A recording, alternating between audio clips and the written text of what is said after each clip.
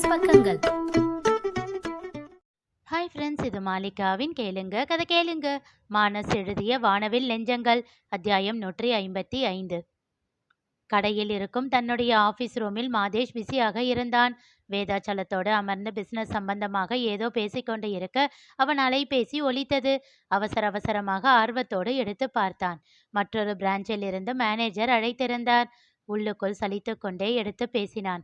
பேசி முடித்த பின் சில நிமிடங்கள் தன் செல்போனையே வெறித்து பார்த்து கொண்டிருந்தான் மாதேஷ். என்னப்பா, என்ன ஆச்சு என்றார் வேதாச்சலம்.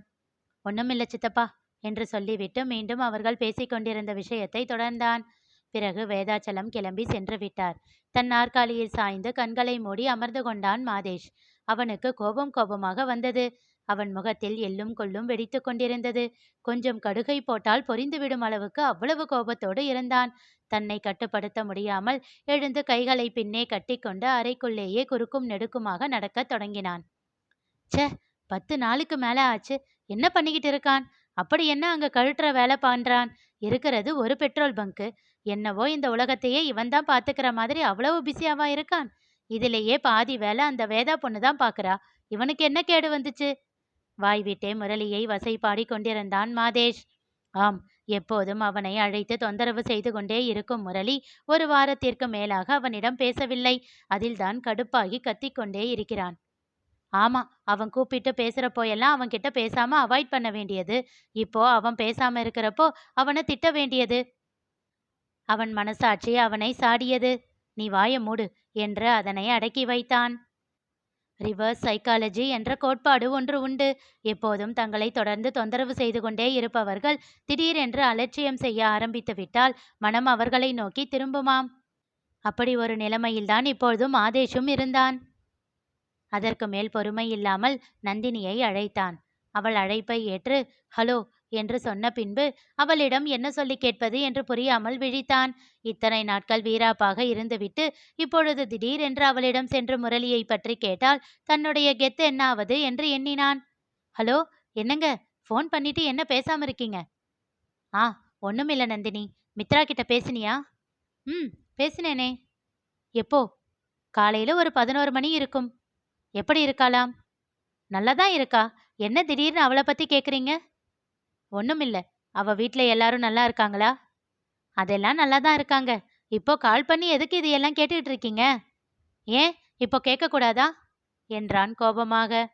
அச்சச்சோ, இப்போ எதுக்கு கோச்சுக்கிறீங்க? நீங்க இந்நேரத்துக்கு வேலையா இருப்பீங்களே. திடீர்னு கால் பண்ணி கேட்கவும் என்ன ஆச்சு அப்படின்னு யோசிச்சு கேட்டேன். வேற ஒன்றும் இல்லை. கோச்சுக்காதீங்க. நீங்க இப்போ கோச்சுக்கிட்டா உம்மா கொடுத்து சமாதானம் பண்ண கூட நான் பக்கத்துல இல்ல. அவள் வருத்தத்தோடு கூற மாதேஷ் மெல்லியதாக சிரித்து விட்டான். அதுக்கென்ன, நான் கோபமாவே இருக்கேன். ராத்திரி வந்ததும் சமாதானப்படுத்து என்றான். ஓ, சமாதானப்படுத்திட்டா போச்சு என்று உற்சாகமாக கூறினாள் நந்தினி. சத்தமாக சிரித்து விட்டான் மாதேஷ். அதை கேட்ட அதிர்ச்சியில் உறைந்து நின்றாள் நந்தினி. ஏய் நந்தினி, லைன்ல இருக்கியா?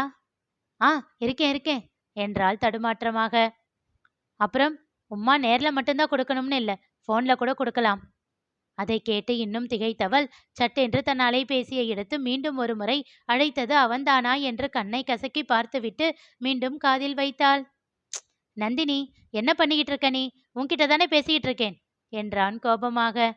அதானே பார்த்தேன். எனக்கு தான் காதலை ஏதோ தப்பா கேட்டுடுச்சு என்று எண்ணிக்கொண்டாள். இப்போ என்ன, கொடுக்குறியா இல்ல போனை வைக்கவா? மீண்டும் அவன் கத்த அன்னிச்சையாக ஒரு முத்தத்தை கொடுத்துவிட்டு அழைப்பை துண்டித்தாள் நந்தினி. சில நிமிடங்கள் பிரம்மை பிடித்ததைப் போல் அப்படியே நின்றிருந்தாள். நடந்தது நிஜம்தானா என்று அவளுக்கு சந்தேகமாகவே இருந்தது. ஏனெனில் இந்நேரத்திற்கு எல்லாம் மாதேஷ் வேலையாக இருப்பான். இப்படி அவளை அழைத்து பேசியதே இல்லை. இவளே ஏதேனும் விஷயம் பேச வேண்டும் என்று அழைத்தாலும், இதெல்லாம் ஒரு விஷயமா? இதுக்காகத்தான் இப்போ கால் பண்ணி டிஸ்டர்ப் பண்ணியா? ராத்திரி நான் வந்ததுக்கு அப்புறம் சொல்லக்கூடாதா என்று கடுகடுப்பான்.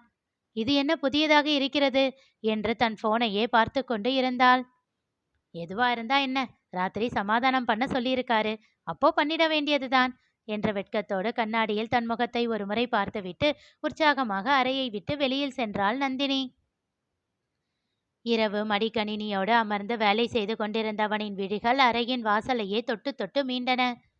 இந்த நந்தினி இன்னும் என்ன பண்றா என்று மாதேஷ் யோசித்து கொண்டிருக்கும் போதே அலைபேசியில் யாருடனோ பேசி சிரித்து கொண்டே உள்ளே நுழைந்தாள் நந்தினி.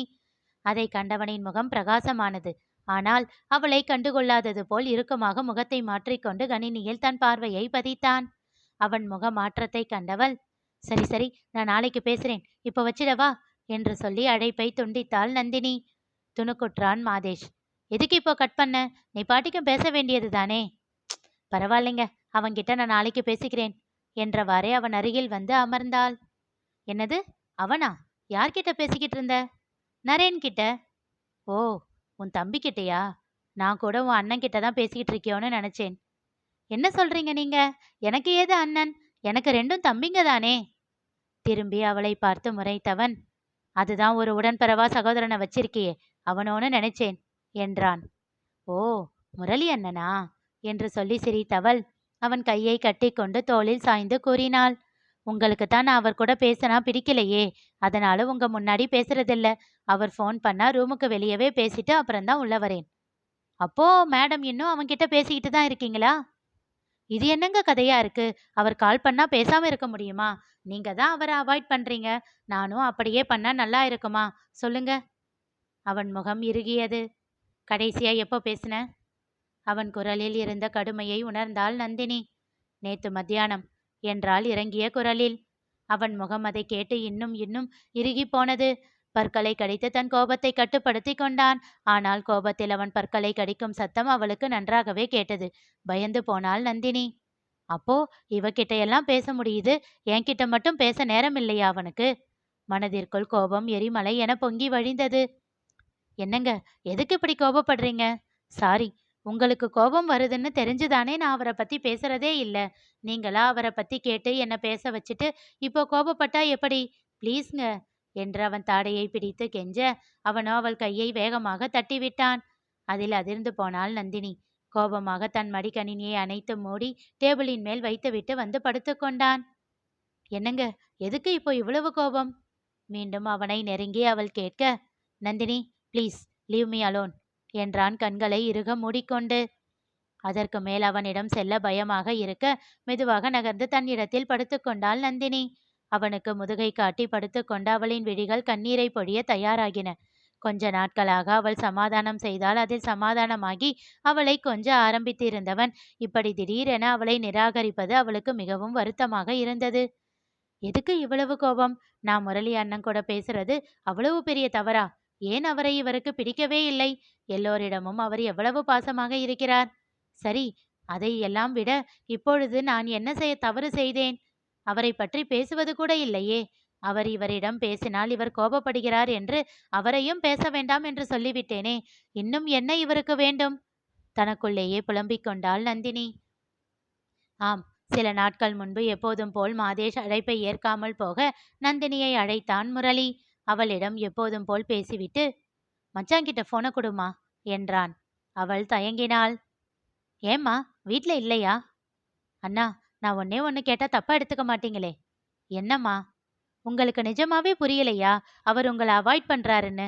ஏன் திரும்ப திரும்ப அவர்கிட்ட பேசணும்னு நினைக்கிறீங்க? அவன் இதழில் புன்னகை அரும்பியது. அண்ணா, அமைதியா இருந்தா எப்படி? பதில் சொல்லுங்க. நான் பதில் சொல்றது இருக்கட்டும், நான் கேட்கறதுக்கு நீ பதில் சொல்லு. என்ன அண்ணா? நான் உன் போனை எடுத்துக்கிட்டு போய் அவர்கிட்ட கொடுக்க சொல்றதுனால உங்களுக்குள்ள ஏதாச்சும் பிரச்சனை வருதா? அதெல்லாம் இல்ல அண்ணா. உண்மையை சொல்லுமா ப்ளீஸ். பிரச்சனையெல்லாம் எதுவும் இல்லை, ஆனா முகத்தை கோபமா வச்சுக்குவாரு, அவ்வளவுதான். ஓ, ஐம் சாரி நந்தினி. சச்ச, அதெல்லாம் ஒரு விஷயமே இல்லை அண்ணா. நான் அவரை சமாதானப்படுத்திடுவேன். ஆனா என் வருத்தம் எல்லாம் நீங்க அவர்கிட்ட இவ்வளவு பாசம் வச்சிருக்கீங்க, ஆனா ஏனோ அவருக்கு உங்களை பிடிக்கல. அவர் உங்களை அவாய்ட் பண்ணும்போது எனக்கு கஷ்டமா இருக்கு, அதனாலதான் சொன்னேன் என்றாள் மெல்லிய குரலில். சரிம்மா, புரியுது என்றவன் அதன் பிறகு அவளிடம் மட்டுமே பேசிவிட்டு வைத்து விடுவான். மாதேஷிடம் தரச் சொல்லி கேட்டதில்லை. இப்போதான் அவர் இவரை டிஸ்டர்ப் பண்றதே இல்லையே, இன்னும் என்ன இவருக்கு அப்படி ஒரு கோபம் என்று மாதேஷின் மேல் அவளுக்கு கோபமாக வந்தது. கைகளை மடக்கி தன் கண்களின் மேல் வைத்து மறைத்தவாறு படுத்திருந்த மாதேஷின் மனம் சினத்தில் கொதித்து கொண்டிருந்தது. நீயா என்கிட்ட ஃப்ரெண்ட்ஸ்ன்னு சொன்ன? நீயா என்கிட்ட பேச ஆரம்பிச்ச? எனக்கு பிடிக்கலன்னு தெரிஞ்சும் எனக்கு கால் பண்ணிக்கிட்டு இருந்த. இப்போ உனக்கு நான் தேவையில்லைன்னு என்னை தூக்கி போட்டுட்டியா? போடா, இந்த உலகத்துல நீ மட்டும்தான் எனக்கு ஃப்ரெண்டா? எனக்கு எத்தனையோ ஃப்ரெண்ட்ஸ் இருக்காங்க. நீ என்னடா என்ன தூக்கி போடுறது? இனி உன்கிட்ட இந்த ஜென்மத்துல பேசவே மாட்டேன்.